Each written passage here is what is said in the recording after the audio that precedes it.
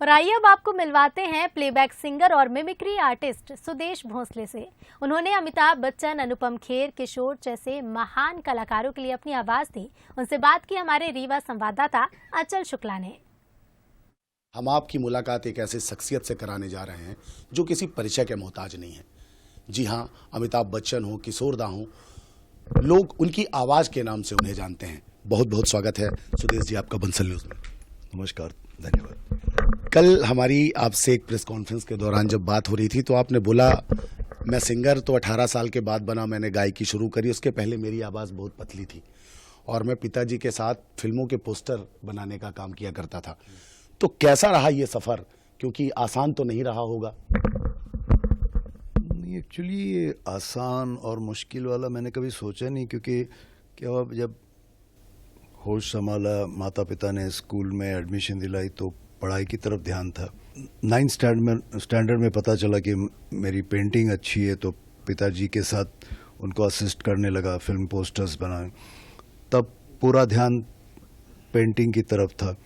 और जब जैसे 18-19 साल का होने लगा तब अचानक मुझे लगा कि अच्छा, मेरी माँ जो है सुमन भोसले, वो क्लासिकल गायिका थी ऑल इंडिया रेडियो की। मेरी नानी दुर्गाबाई शिरोडकर, वो प्रसिद्ध क्लासिकल गायिका थी ऑल इंडिया रेडियो की, आगरा घराने की। तो बचपन से घर में पेंटिंग और प्योर क्लासिकल म्यूज़िक, नाट्य संगीत। मैं गोवा से हूँ, शिरोडा गांव से, तो सुगम संगीत, नाट्य संगीत, क्लासिकल संगीत, इस माहौल में बड़ा हुआ। 82 में मेलोडी मेकर्स नाम का एक बहुत मशहूर ऑर्केस्ट्रा है पूना में, जिसमें किशोर दा जब भी शोज़ करते थे तो वो उस ऑर्केस्ट्रा को ले जाते। पुराने आप वीडियोस देखेंगे तो मेलोडी मेकर्स, तो उन्होंने मुझे एक बार देखा, तो वहाँ से फिर मेरी एक मतलब पूरा अलग मोड़ आया ज़िंदगी में। किशोर दा के बाद 86 में आशा जी ने मुझे देखा। 86 से आर.डी. बर्मन, आशा भोसले, उनके साथ काम करने लगा। 87 में किशोर दा गुजर जाने के बाद बप्पी दा ने मुझे कई गाने गवाए, उसमें से एक फेमस है जो लाल दुपट्टे वाली तेरा नाम तो बता। और 90 में जब लक्ष्मीकांत प्यारेलाल जी को, अमित जी को मालूम पड़ा कि मैं अमित जी की नकल करता हूँ, तो उन्होंने एक्सपेरिमेंट किया कि एक्टर की आवाज़ में अगर हम गाना रिकॉर्ड करें इसके। और क्योंकि अमित जी के रंग बरस से और वो मेरे अंगने में ऑलरेडी उनकी सिंगिंग वॉइस भी फेमस थी, तो मैंने वो गाना गाया, जुम्मा चुम्मा, और हिट हो गया। तो एक कहते हैं ना, वो अलग कड़ी जुड़ती चली गई। हाँ। एक बात और है कि अमिताभ बच्चन के साथ आपका नाम जोड़ा जाता है, आपकी आवाज़ का नाम जोड़ा जाता है। हमने देखा कि जब रामायण में अरुण गोविल जी ने रामायण करी और उसके बाद उन्हें सिर्फ धर्म से संबंधित ही रोल के लिए बुलाया जाता था और उन्हें कोई प्रोड्यूसर और डायरेक्टर दूसरे काम नहीं देता था। तो क्या आपके साथ भी कभी ऐसी समस्या आई कि अमिताभ बच्चन का ही नाम, तो कोई दूसरे डायरेक्टर किसी और एक्टर के लिए आपको गाने से परहेज करते थे, या फिर पेटेंट हो गया था आपका? जी, हुआ ये कि जुम्मा चुम्मा इतना हिट हुआ कि मुझे काफ़ी शोज़ मिलने लगे, लेकिन उसके बाद एक ऐसा बुरी चीज़ हुई कि अमित जी ने उस फिल्म के बाद 6 महीने काम नहीं किया।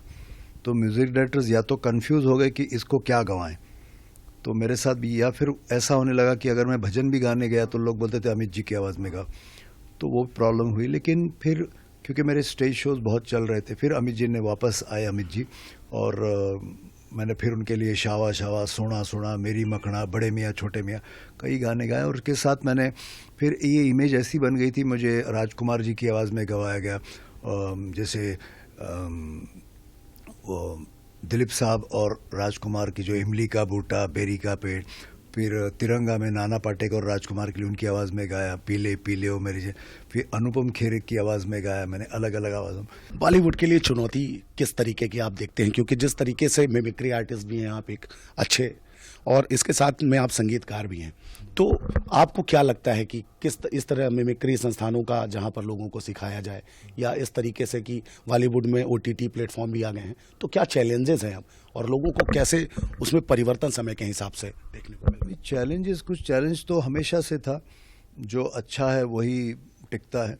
अभी तो बल्कि मौके बहुत है लोगों के पास, अपने आप में आपको कॉन्फिडेंस है, तो चैलेंज उनके लिए है या डर उनके लिए जो शॉर्टकट में जल्दी नाम कमाना चाहते हैं। तो ये हमारे साथ थे सुदेश भोसले जी, जो कि बड़े सटीक शब्दों में उन्होंने कहा कि आज का युवा जो सिंगिंग में या मिमिक्री में अपना कैरियर बनाना चाहता है, तो सबसे पहले तो उनके अभिभावकों से, उनके पेरेंट्स से मैं यही कहूँगा कि उनके ऊपर कोई चीज़ थोपे ना, क्योंकि अगर 100 आप आउट ऑफ 100 पाने वाले सुदेश भोसले जी आज यहाँ हो सकते हैं, तो निश्चित रूप से कुदरत ने कुछ चीज़ें और कुछ कला इंसान के साथ आती हैं और उसकी कला को पहचानना चाहिए और जिस क्षेत्र में भी जाना चाहें उसमें वो अपना मुकाम बना सकते हैं। बहुत बहुत धन्यवाद आपका बंसल न्यूज़ से बातचीत के लिए। Thank you.